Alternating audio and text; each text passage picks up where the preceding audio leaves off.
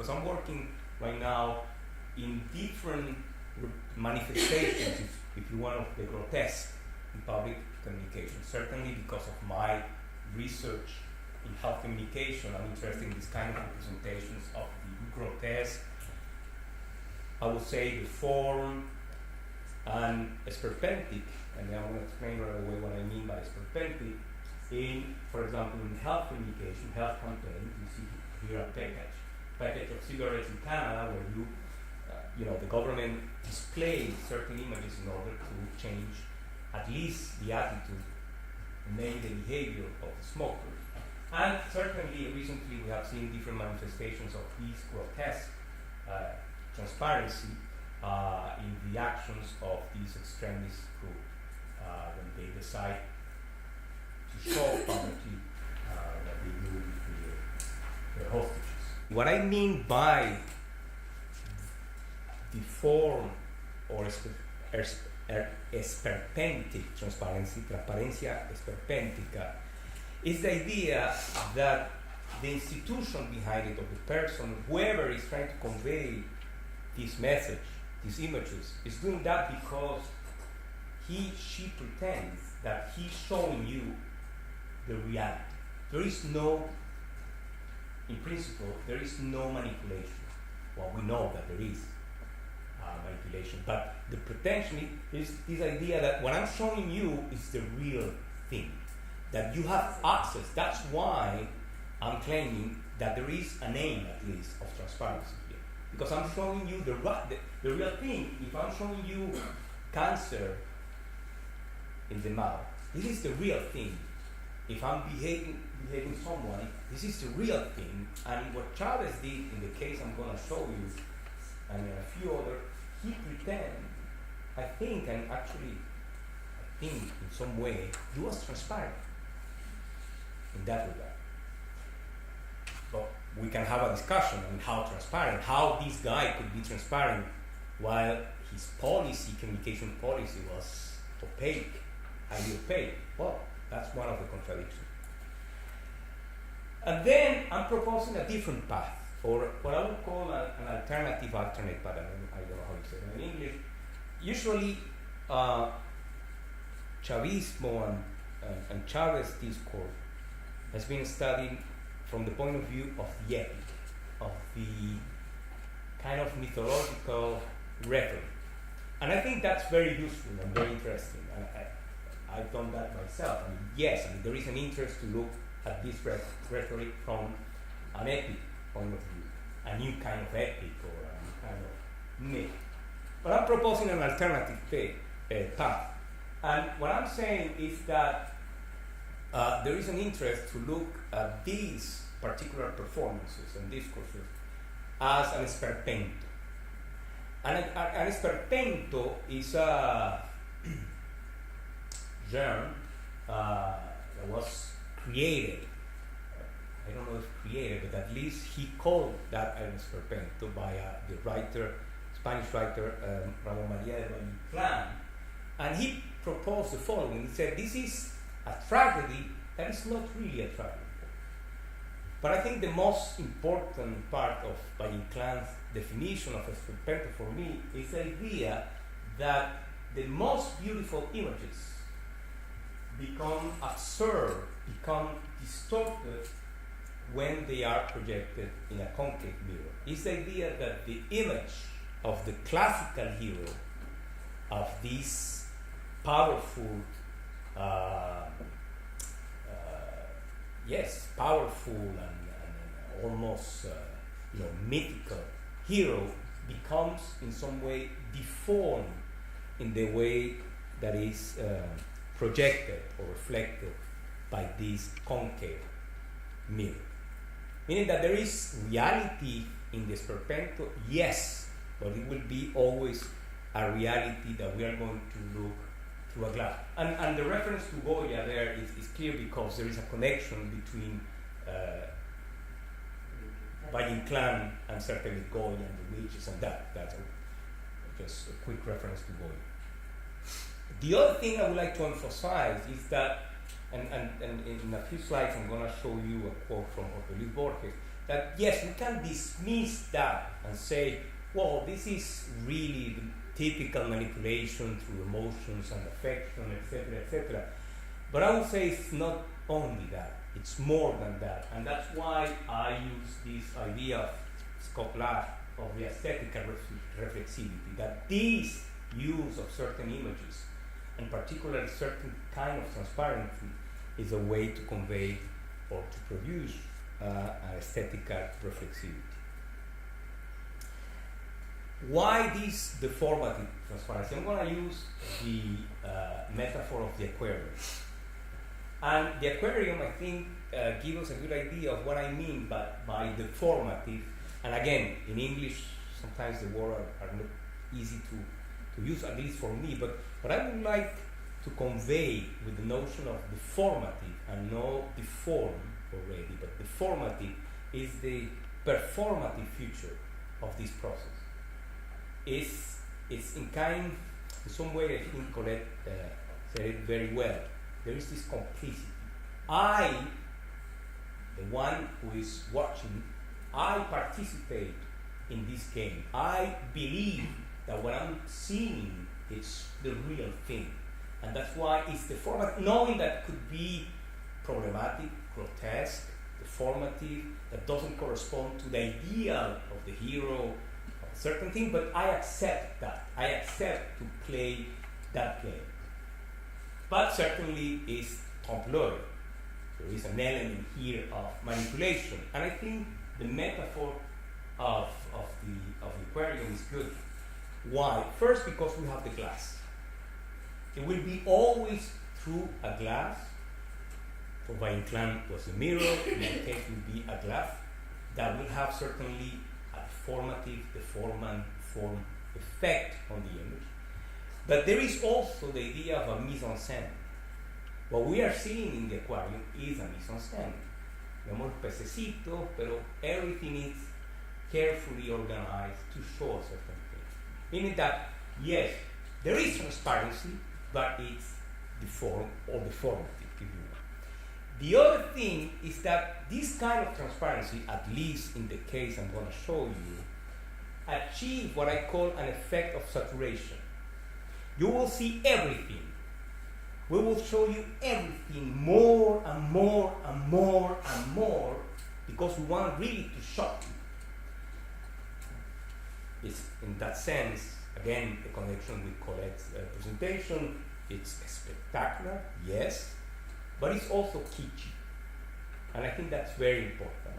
I think it was Juan.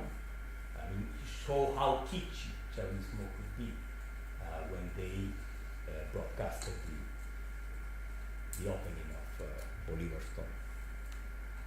Okay, and then the other question that I have before going to my case, as hopefully I will have enough time to present my case, is what's new here? What's new here? What's new here? But certainly, this is another manifestation of the old and well-known populism. Yes. This is another manifestation of propaganda. Sure. This is another manifestation del buen salvaje. Yes. This is, yes, I mean, I agree that maybe there is nothing real new here. What we are seeing is a reenactment, the coming back of this pulsion, again, going back to Colette's presentation. But I think, and I've been reading about, this, what can be defined as new in this process. And I would say that this is a combination of the old, all these atavistic, if you want, imaginaries, with the tools, the platforms of the hyper-communicator world, where the impression of transparency is enhanced by this means. When Chávez announced through Twitter that they opened the Bolivar's sarcophagus, and they announced that they were going to show that on national TV, and Chávez was, I mean, he understood the power of the news media. That's the new element here. It's an enhanced transparency, trompe-l'œil, certainly, but still transparency through this new media, and this is not accessory. Okay, we cannot say, okay, well, that's the new thing. At the end, before we had radio, before we had film. No. This is not a minor thing. I'm gonna try to show you that also. Okay, this is my case study. On Jueves Santo, Thursday, April 5th, 2012, Chávez appeared on national TV in the context of a mass that was celebrated in his hometown of Valle-Inclán, and the mass was consecrated to the health. We were praying for here. Chávez was, we know now, very sick, and then at some point of the mass, Chávez plays the role of the priest. Actually, the priest was going to close, pueden ir en paz, you can go now in peace, and then Chávez interrupts him and say, hey, I have something to say. I would like to say something. It will be short. 5 minutes. Okay, it will be short. And then the third thing, why this is transparent. It's particularly transparent because of the sentimental nature of that. He's the confessional tone. I'm here because I won't be able to quote Chávez here, but I'm here because I'm praying for my health. I'm the hero, but I'm the frail hero. And from a human point of view, again, correct, it's amazing. Kind of exactly, it's the kind of thing. In that way, we are soulmates.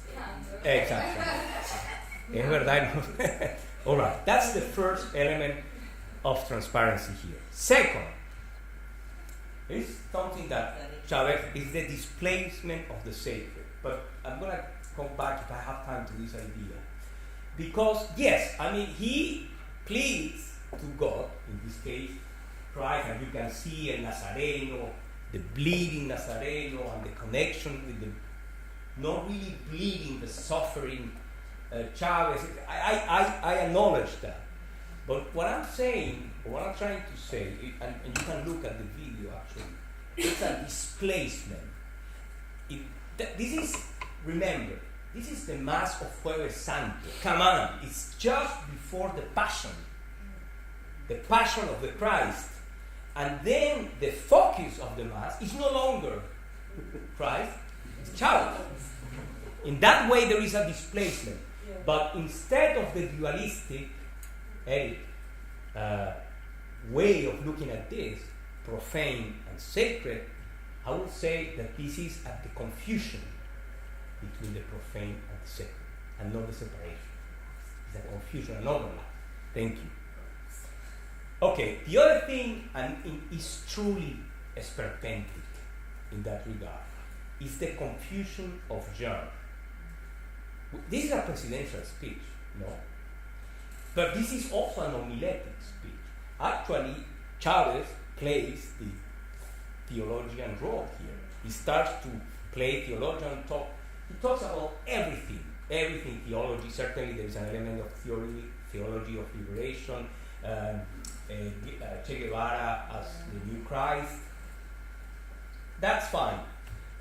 And then suddenly he switches to the joke. And he starts playing with his mom. You can see her, Elena. And ¿dónde mi papá te enamoró? No fue allá en Caracólito, etc. And then Dios te bendiga, whatever. And then he continues with the joke, a very strange joke about a monkey who was dancing and who was in love with a girl. You see here the esperpentic as is full. More esperpentic than that you cannot have. And he was the master of that. I'm studying this case, but he did that continuously, switching from genres. And then there is the disclosing effect of this revelation, because I think for many people, we always had this doubt. He's really sick, he's not sick. No. But here, what happened, and then I'm showing you an exchange between people, and then there is also a reference certainly to rhetorical. But there is this closing effect, and I'm using here a concept that was coined by Latour, this idea of the passionate interest. What this performance did in terms of disclosing things is to disclose also the passions and this kind of discussion, this kind of exchange. I won't go into, you can see those who are for, those who are against. And I think Chavez mastered that also very well. It's the what I would call this provocative, if you want, effect. And then there is certainly the politics of affection. Again, this is not new. I love this quote from Borges referring to Peronismo, and certainly we can apply that to Chavismo. And Spanish is much better. He called that the vision comique, where the methods of the commercial propaganda and the literature for concierge were applied to the government of the Republic. It's a very good definition of Peronismo that certainly applies, but I have a problem with Borges here. I think this is a dismissive way. I mean, you can, certainly there is elements of commercial propaganda, yes. There are elements of literature de concierge, yes, but it's more than that. It's more complicated than that. And I think we need to take another look to the role of affection in politics, because otherwise we are going to miss most of what is happening. And my conclusion is what I call an aesthetics of provocation. And what the esperpentic transparency does, first, I think it takes advantage of this powerful machine, this powerful platform, in order to enhance, as already said, enhance the illusion of transparency, and particularly of sentimental transparency. The idea that I'm not only showing you the facts, but I'm showing you the human being as he or she is, without hiding anything. This is who I am, what I'm feeling, etc. The second thing is that it has a social criticism role. Okay? Everything could be questioned. Everything could be criticized. There are no boundaries between the sacred and the profane. It disrupts the normative frameworks, meanings, the formality. There are no more formalities, actually. The mass, the structure of the mass doesn't exist anymore. I can interrupt the priest. I can talk. I can say jokes. I can say whatever because I'm allowed to, but we are also allowed to do that. And that's a function of social criticism. And third, I use here, I'm quoting Valle-Inclán here, there is a dissolution of the truth. We're talking here about the fake, the untruth, this lying. No. For me, it's the problem of the dissolution of the truth. And in some way, he said, the sacred as in its dogmatic caricature, meaning that the sacred also is devaluated, becomes a caricature. And then there is no division but confusion between the profane and the sacred. Thank you.